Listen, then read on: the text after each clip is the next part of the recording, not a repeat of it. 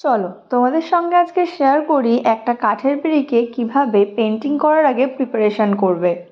প্রথমে যেই কাঠের পিঁড়ির ওপরে তুমি কাজটা করবে সেই কাঠের পিঁড়িটাকে এনে ভালো করে সিরিজ কাগজ দিয়ে ঘষে নেবে। কাঠের গায়ে অনেক উঁচু নিচু জায়গা থাকবে, সেগুলোকে সিরিজ কাগজ দিয়ে ভালো করে ঘষে মসৃণ করে নেবে। এরপর একটু জল দিয়ে ধোবে, তবে হ্যাঁ, জলটা ভালো মতো শুকিয়ে গেলে তবেই সাদা রঙের একটা প্রলেপ দেবে। এখানে তোমরা চাইলে প্রাইমারও ইউজ করতে পারো, যে কোনো কাঠের দোকানে সাদা কালারের প্রাইমার পেয়ে যাবে। আর না হলে সাদা কালার যে ফেব্রিকের রঙটা হয় সেটাও তোমরা দিতে পারো।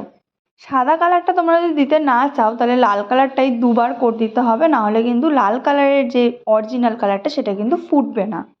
এরপর সেটাকে ভালো মতো শুকিয়ে তোমরা তোমাদের মতো ডিজাইন করতে পারো। আমি যে ডিজাইনটা করেছিলাম সেটার ফুল ভিডিও দেখতে গেলে পরবর্তী ভিডিওর জন্য ওয়েট করতে হবে।